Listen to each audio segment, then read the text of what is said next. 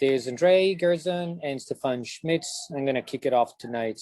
And again, thanks for listening. So we're here to introduce a case study about using Yocto project and OpenEmbedded for building a new all scenario OS.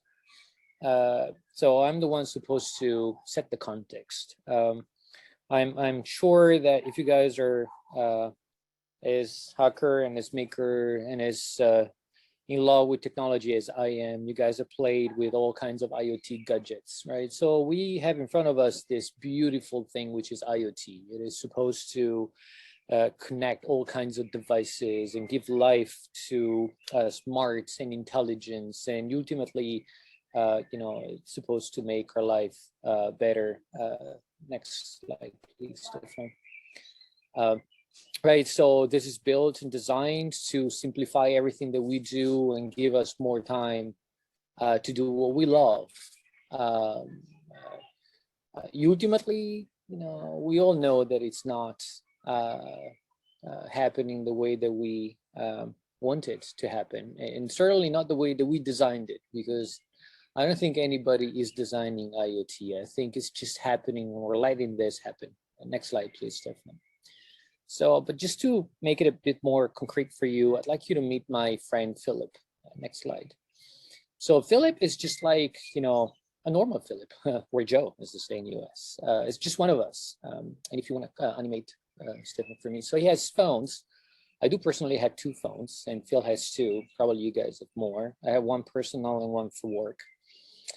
Again, Stefan, you can animate the slide. And then he has a bunch of headsets. I do personally have a couple, one for when I'm chilling out and one for when I'm working out. Next. Watches, smart watches, and TVs. Phil doesn't have a huge apartment, average for European standards, right? But he's got 2 TVs and 1 projector. Of course, he's got lights, IoT lights everywhere in his house, and motion sensors, so that whenever he walks down the hallway, lights turn on and turn off. He does control the temperature for each room of his house via smart bulbs and, of course, a thermostat.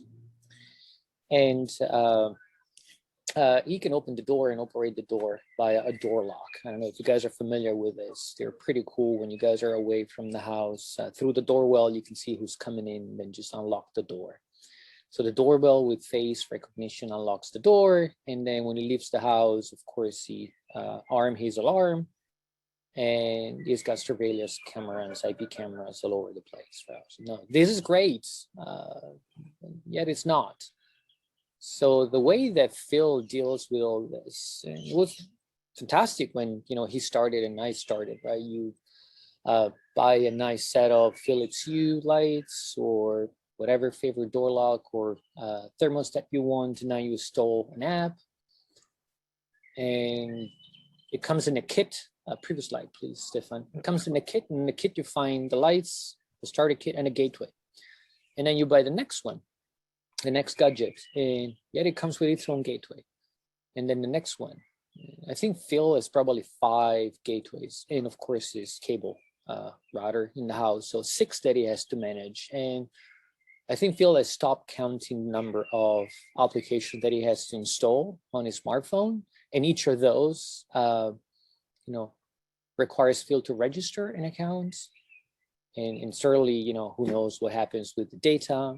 And of course, none of those devices, none of those applications are designed to talk to each other and work cooperatively. And this is what I meant when I said that IoT is probably not being designed. There's certainly high fragmentation out there. All of these devices are designed pretending that they exist solely in Phil's existence.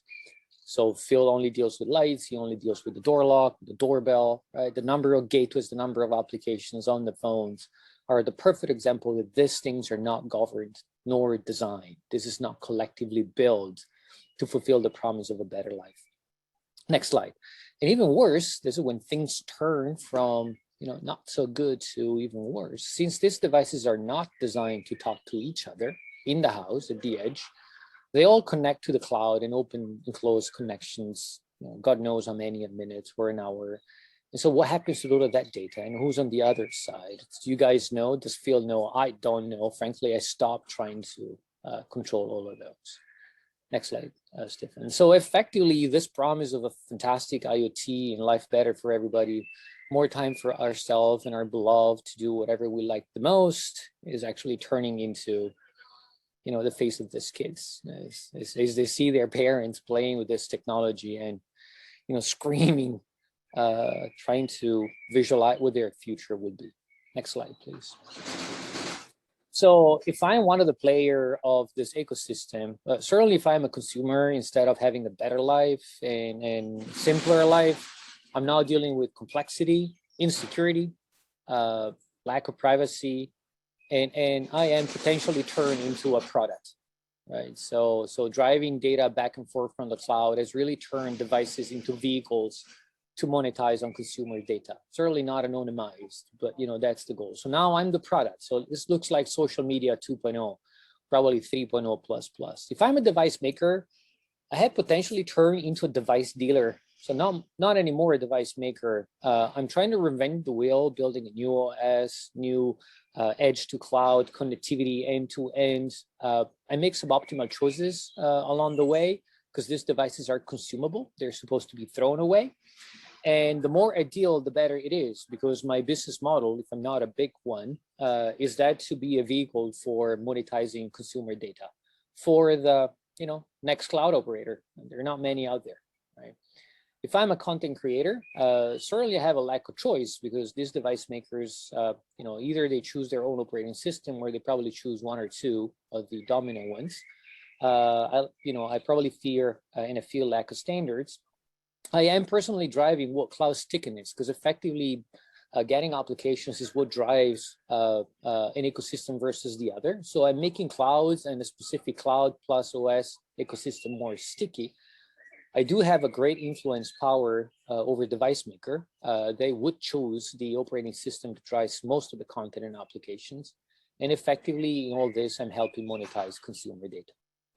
So the question is, and the problem that we want to solve, next slide, Stefan, is how do I build an old scenario operating systems that effectively can run at the bottom of this slide on any kind of consumer IoT device, from the smallest one, speakers, earbud, light bulbs, all the way to richer ones like phones, tablets, and in-car infotainment, you know, through gateways. Can I just build one transparent gateway that can unify and be the single funnel of all IoT devices in my domotic environment all the way to wherever I need to go, right? And if I want to build something like this, can I build an all scenario OS that regardless of which chipset and which device I'm going to be building upon is capable of selecting the preferred kernel, right? Whether it's an RTOS-like, such as Zephyr, LiteOS, FreeRTOS, or Linux for richer devices, regardless of the number of CPU, regardless of the fact that a device has a display or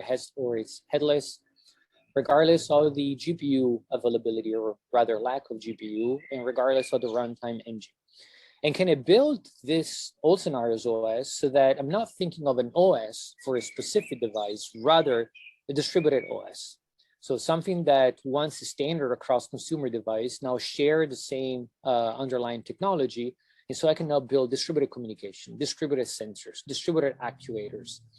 I can build distributed compute and storage inside the house, inside at the edge, the environment where a user lives, whether it's the car, its wearable devices, or the house itself.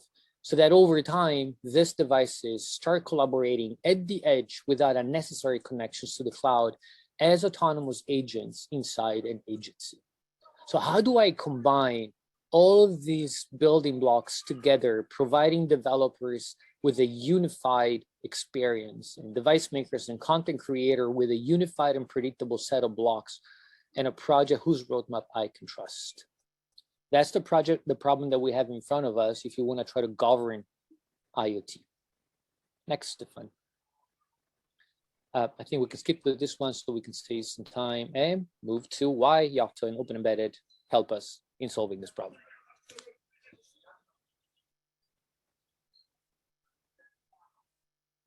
So, Andrea, you can take over. Yep, just a second. Great, so can you hear me well? Yep, and slides look good. Cool. So Davide presented us a vision. Now, at the ground level, we want to share our experience with Yocto, how we use it, and how we managed to introduce it to the internal team. So we know basically what we are doing in terms of a problem, but we are trying to see right now on how we are doing these things at this level. So you will not be surprised to hear that, you will not be surprised to hear that the main idea that we aim for in OSTC is stability and unification. These core aspects translate into LTS releases and setting up a layers configuration that crosses toolchain, kernel, BSP, and middleware software stack boundaries. As of now, what we put in the build mixer are the default OE layers, Poky OE layers, along with some hardware enablement ones, for example, meta-Intel, meta-Seco IMX. Additionally, we sprinkle some middleware application layers, along with our own set of layers. And we leave room for toolchain layers and also for future plans. We are going to talk a little bit shortly about this later on. Our aim is that the build layers are the same for any build, and the divergences happen at the level of the distro configuration or local build configuration. Our CI and test processes validate the reference image, reference board matrix we support. On the toolchain topic, we have selected musl as the libc provider and llvm's Clang as C++ compiler. Musl is part of OE core. It gives us the edge in binary footprint, in runtime improvements, provides runtime improvements on resources hosting, for example, while keeping a similar level of runtime performance. On the C++ compiler side, Clang LLVM is a modern compiler, front-end and back-end with support for emerging languages, for example, Rust, including valuable tools for static analysis, to just name one. We're actively working on adding Dunfell support for meta-Clang and also reducing the blacklist of unsupported packages. Great. So layer support, board support, and build configuration define our build metrics. Our CI handles the matrix validation for 11 supported targets and 3 supported kernels, Linux, Zephyr, and FreeRTOS, with a couple of reference images. For development, user build performance, the CI builds also expose downloads and state cache mirrors for the set of validated packages in terms of compliance. We use Fussology to scan the build packages and flag them for manual auditing and validation. Part of the compliance resides on reuse compliance. So our source code is not only machine parsable in terms of copyright and licensing, but also everything else that is around it. Without going into details, the base idea here is that governance and testing are considered core aspects of the platform. That makes the painful elements for a product release the main aspects of the CI infrastructure and processes. And these are the toy setup we have as of now.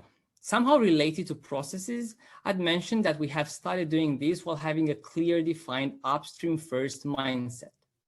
All the components we put into builds are open source, and the build system metadata is one of the core parts of our platform. We mentioned before that one of the key messages here is that all scenario OS is willing to commit to working with upstream in a very close loop.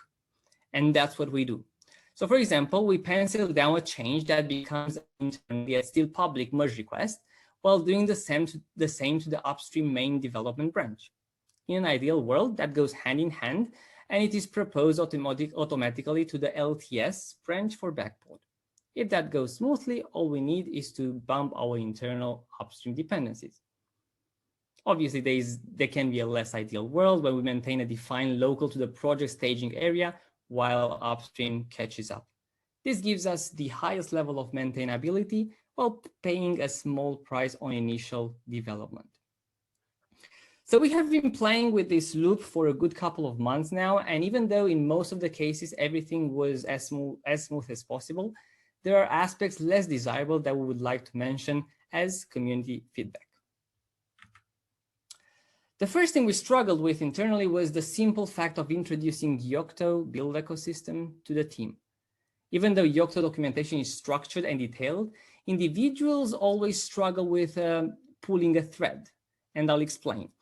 Writing a simple recipe and using CLI to build something is straightforward and not a source of problem, usually.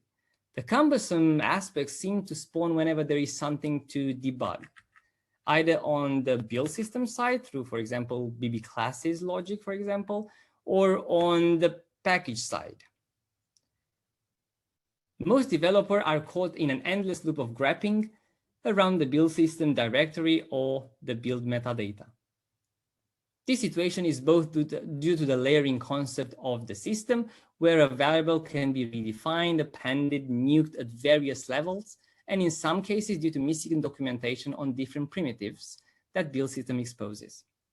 Documentation is an aspect that is constantly improved, and Yocto is pretty good at that. But other elements like core characteristics of the build system being flexible and offering solutions at so many levels are harder to explain to newcomers.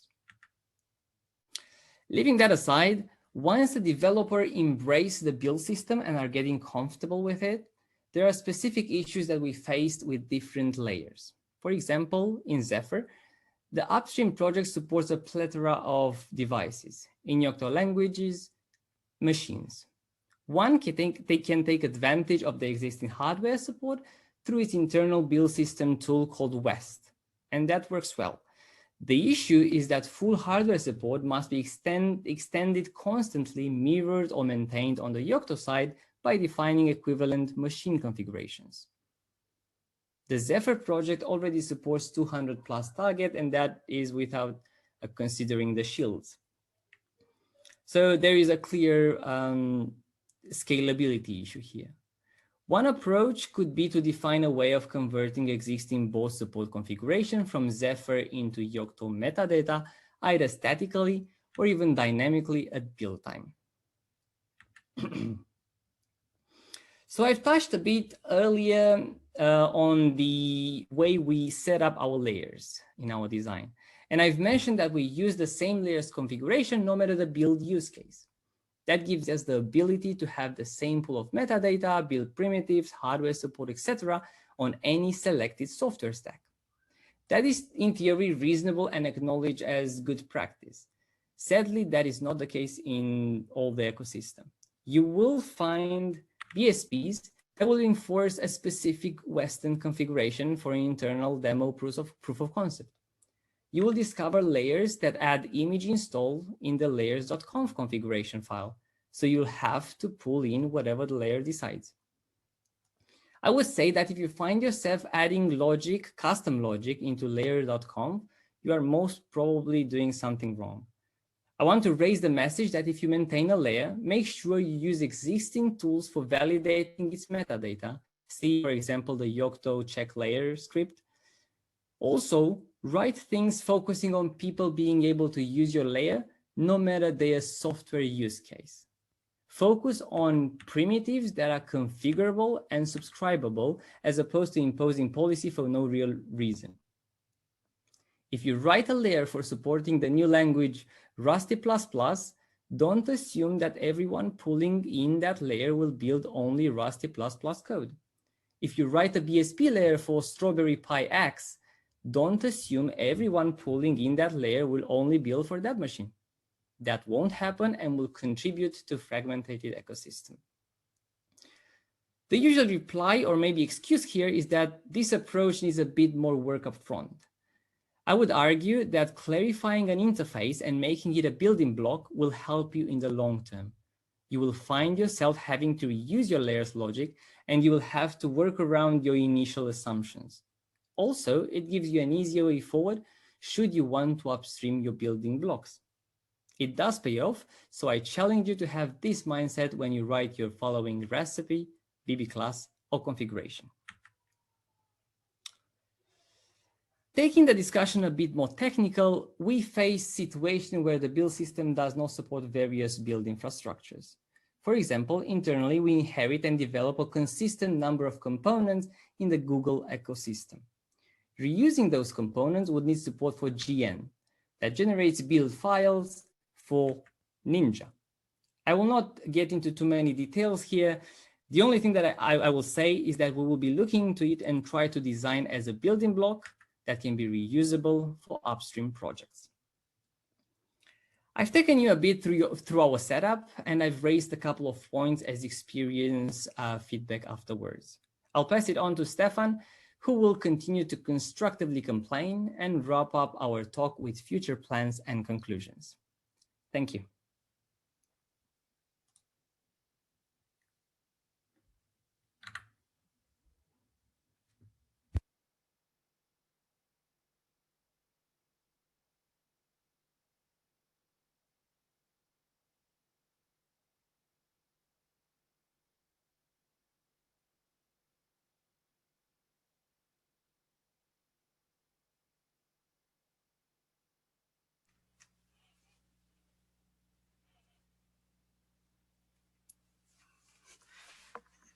Stefan, you're muted.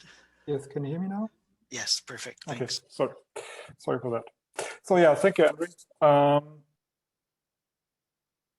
What is going on here?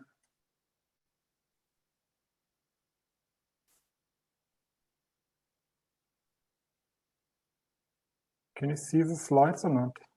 Because here it's like... Yes, we can. Yes. Yes, we can.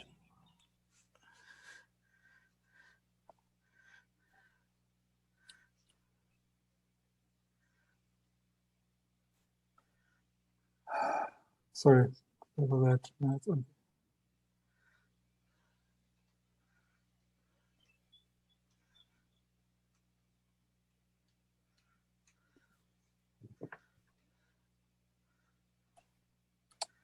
There we go. Looks good. Yeah, but it's not moving. Ah, come on. So let's start again.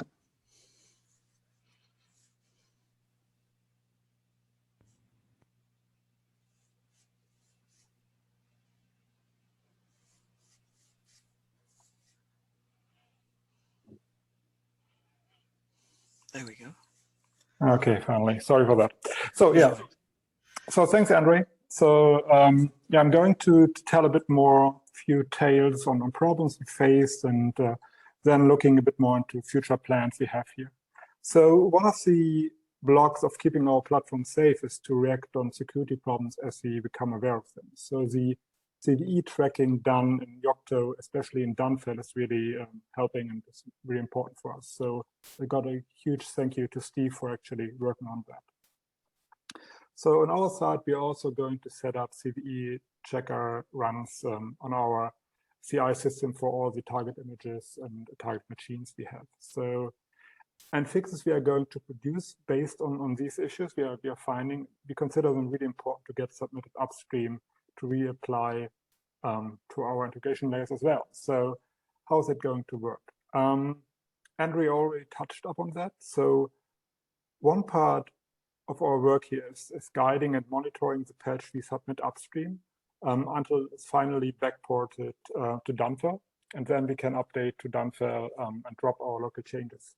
At the same time, we also apply like an BB append file and a patch or whatever in our own integration layer. So this two-way approach is actually allowing us to keep our technical debt quite low, while we still can react quickly on something like an over-the-air update or something on any fix we are deploying in our integration layer and brings that to the final products. One of the next problems we have been running into was about distribution rights, so redistribution rights. So our way of working involves having our legal advisors directly within the development team.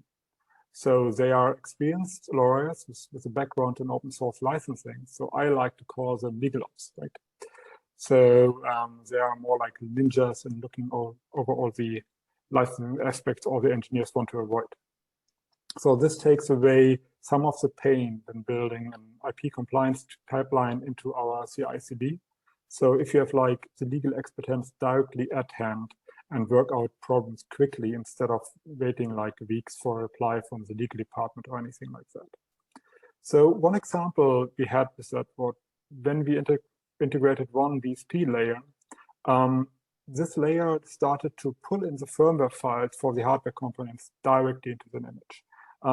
Having this as part of the image is obviously a nice touch and a really good out-of-the-box experience, but without having the correct redistribution rights and licenses for these files, it's also a legal risk you have. So you need to be aware of that when just simply enabling a layer in your layer comp or something like that. So there's a lesson learned here. We are very happy that our IP compliance toolchain flagged that early on and before it caused any problems for us. So another interesting part we stumbled upon was during the ramp up of the compliance toolchain have been the missing SPDX headers in the metadata of Yocto itself.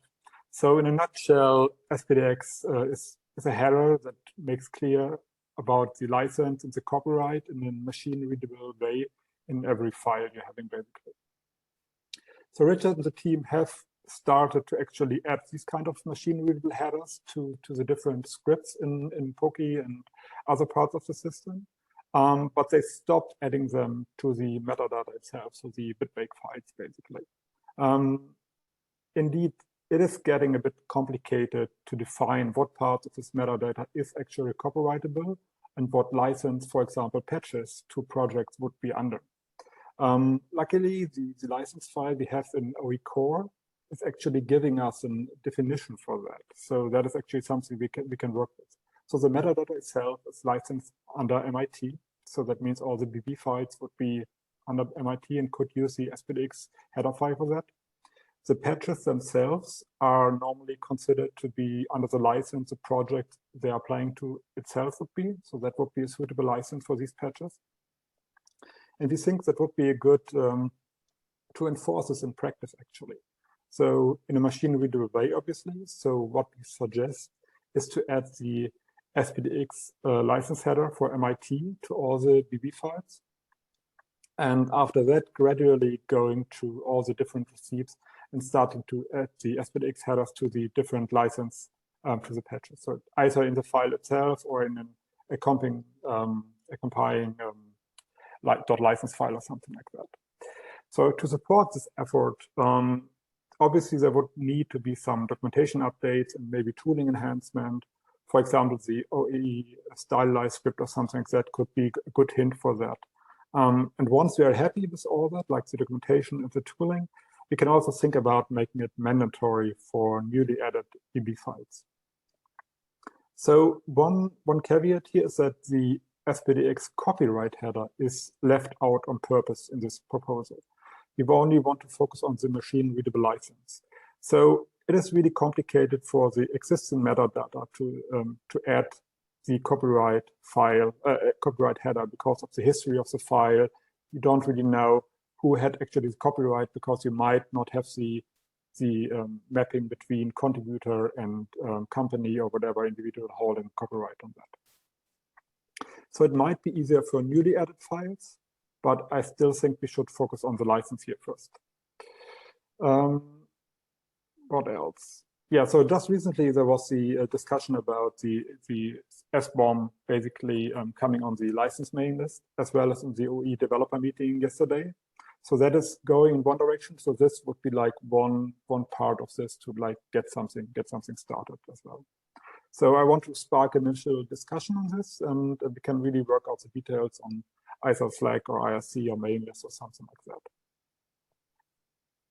So from this problems, or how you want to call them, we are going to kind of future plans we're having with all scenarios that are also involving Yocto or OpenEmbedded. Then various stages from like early draft to some work in progress, basically. So one part we have is, one story we are thinking about is like the over-the-air software update across the different kernels we are wanting to support. That could be a full Linux system, or it could be like a tiny sensor running on a low power MCU or something like that. So the payload will come out of a Yocto build, which is kind of obvious given we have the Yocto summit here. So it makes a lot of sense for us to do that. We will use meta-route for unpacking and bootloader interactions.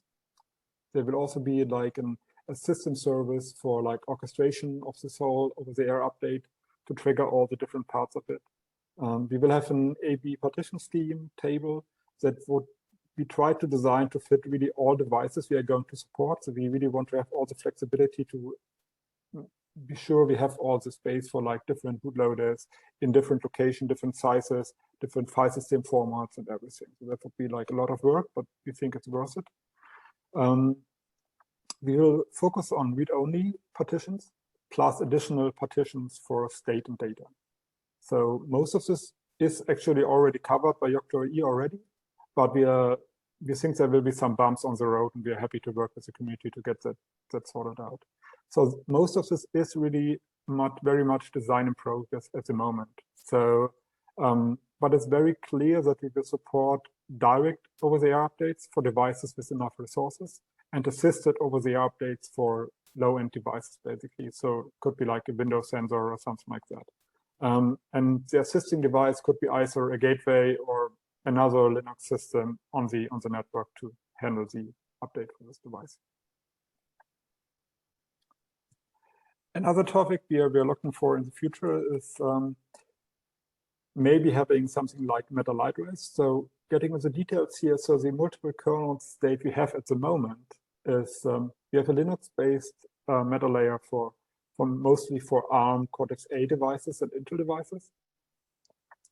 It means kind of the natural split you see here. And then we have like RTOS systems for Cortex-M-based MCU systems.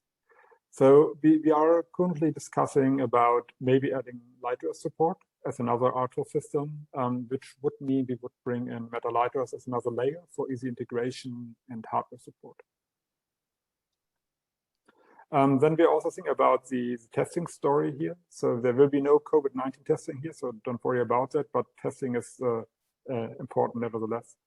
So with all the different kernels mentioned before, we're seeking to improve like the testing story across the kernels as well. So we have the application certification test suite, ACTS, which is giving us a good coverage with a few thousand test cases, integrating the Linux test project, different libc testing, file system specifics, API testing for libraries and middleware, and so on and so on. But we not only plan to test like kernel specific, but also across kernels to have like a stable base for like applications running on these different kernels. So I'm speeding up a little bit here because we have a line time. So we're reaching the end. So what you basically should take home is that Yocto OpenEmbedded is a core building block for us for the all scenarios OS. So we're working with that for a few months now. We are very happy with it, and we are continuing to work with it.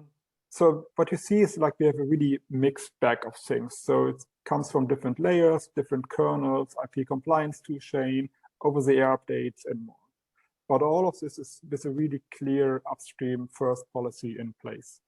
So from all the points here that we raised, near to my heart is the SPDX Headers. So that's something I really want to discuss further and bring it to the Yocto community and hopefully bring the project to use it and make good use of it. So yeah, thanks a lot. From our side, we don't really have much time left for questions. So you can either look at our website, join our Git server, or GitLab instance, our chat, or you can just talk to us on the Slack channel here.